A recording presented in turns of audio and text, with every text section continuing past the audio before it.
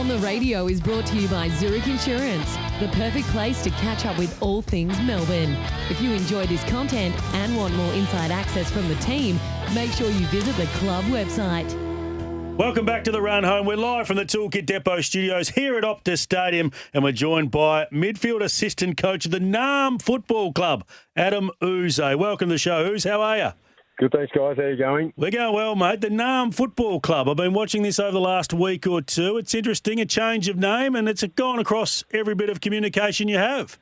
Yeah, it's a terrific concept by the club.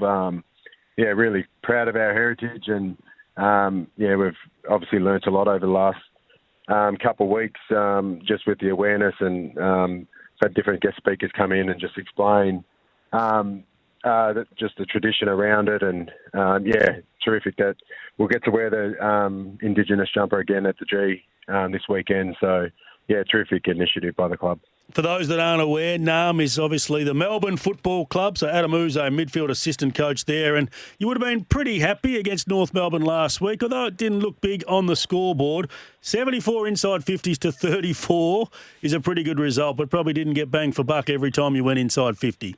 Yeah, and I think part of that was, it was a tough week. Like we travelled back from Perth and 6-day break, and I think our boys were a little bit flat early, but by the last quarter we got our game going, and we scored pretty heavily in the last quarter, which was nice. So, those stats are the type of stats that we like.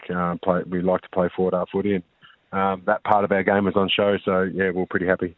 Look, one stat we don't like out west is the record the Dockers have currently in the rain. What's the weather like over there, mate?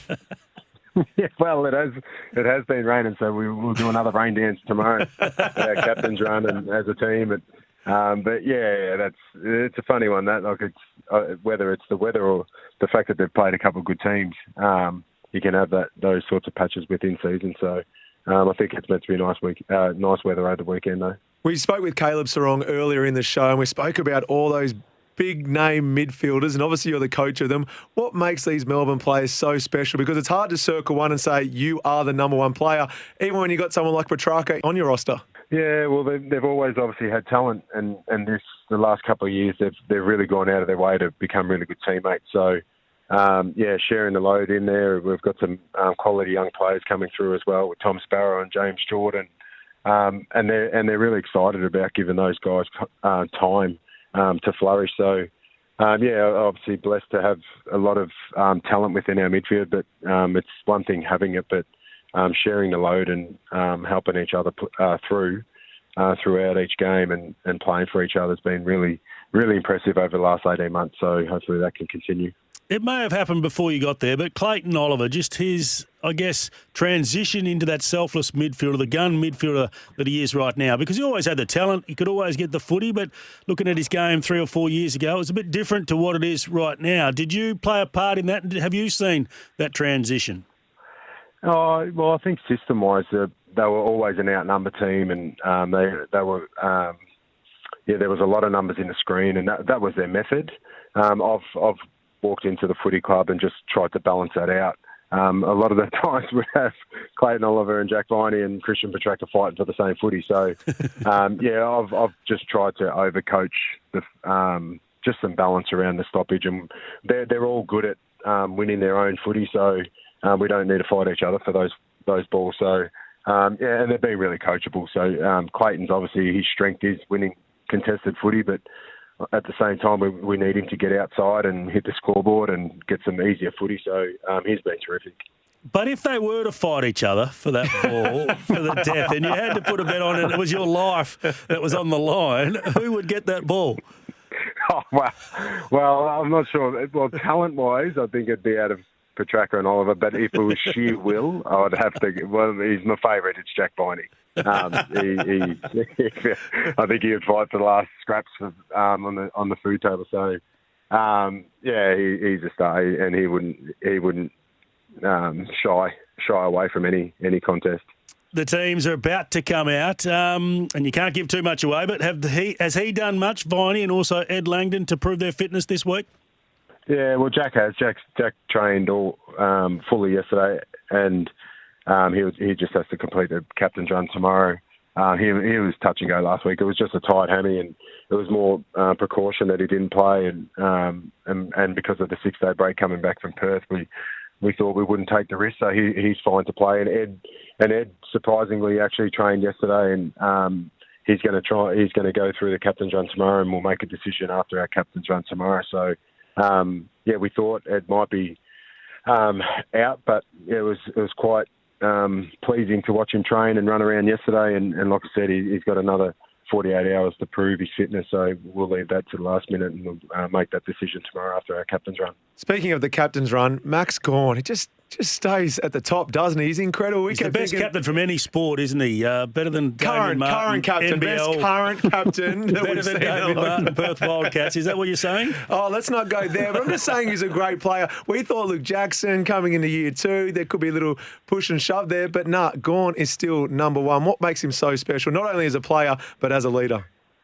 Yeah, well, he's driven our standards over the last 18 months. So we've got a trademark that we live by, and our players live by, and he just drives that. And it's funny to talk about Luke Jackson. He's embraced the fact that we need to share the load, and we've got a young, talented ruckman that needs some exposure. So Gorney's really embraced playing forward and being a threat in our front end. So we're trying to really share that responsibility, and it hopefully will benefit Gorney later in the year as well. So that combination has been terrific for us. So hopefully that just keeps continuing.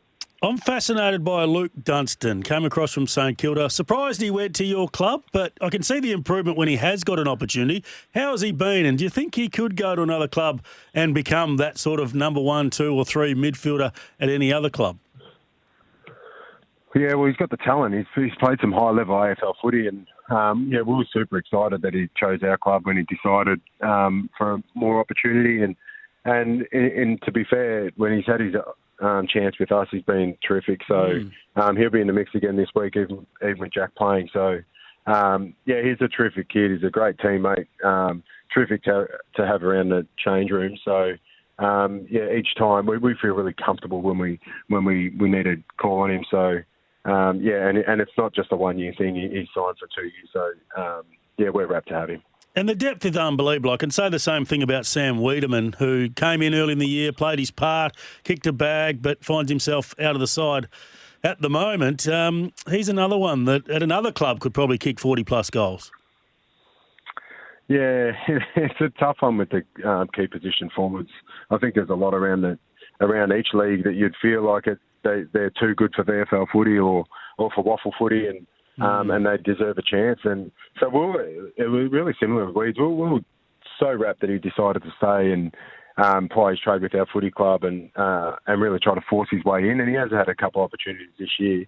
And it's just going to be the case moving forward. It's just going to be whoever's in form. So Tom McDonald went back to Casey a few weeks ago and got his form back, and his last 3 weeks have been terrific. So Weeds is, I think he kicked 6 in his last VFL game, and it's terrific that as coaches we can sit there and go, we've got a handful of players at VFL level that are AFL ready, and no issue if we needed to draw on them.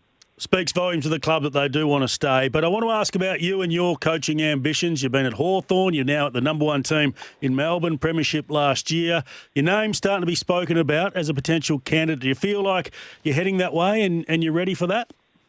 Well, I went through the process with the Adelaide role and really enjoyed the whole process and putting myself in that situation. So since then, all I've tried to do is be the best coach I can be in whatever role I've got. So I love my role at the footy.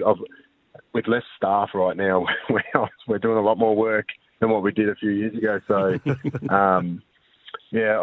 I've got our midfield. I look after our team offense, and game day I've got a strategy role. So that part of it, I feel like I'm improving and growing each week. So that's my main aim, is to be the best coach I can be, and if any opportunities come up later in the year or in the next couple of years, I'll decide on whether I'll go through the process again, but loving what I'm doing. I tell you what, Hayes, you look pretty good in a blue and white polo, just a little bit further north of where you're based right now, just down up the road.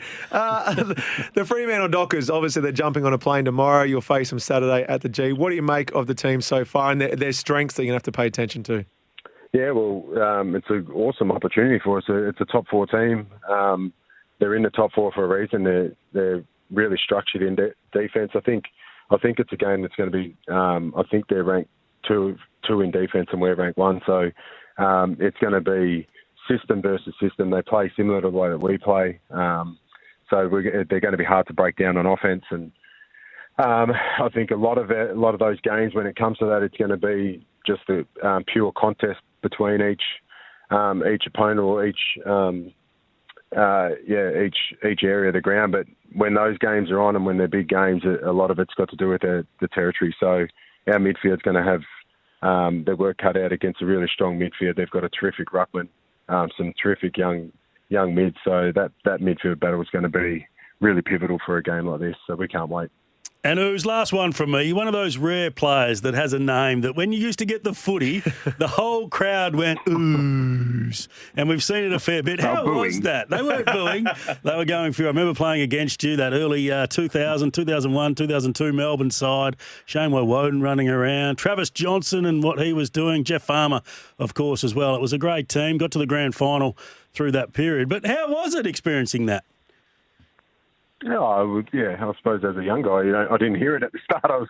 My head was spinning. I was worrying about kicking straight. But then, as I got older, I was pretty proud of it. And I think Sam Wiedemann cops a little bit of that now with the weed when he takes the mark. So, things like that were terrific when you played. And watching our young players run around and fulfil their dreams is the reason why I keep coaching and stay involved in footy. So I loved it. Imagine when you become the senior coach and you walk down at quarter time and three-quarter time and they all go, ooh. That will be booing. That will be booing. We're going to throw it out to our listeners, mate, about some of the great names that have been out there that have had that privilege and honour. But it has been a privilege and honour to have you on our show, and good luck against the Fremantle Dockers.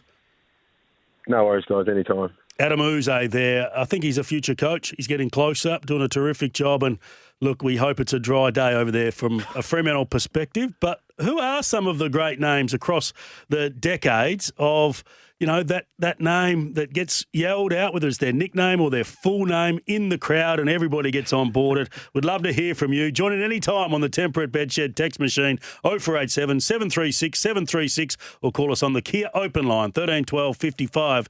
Kia, movement that inspires.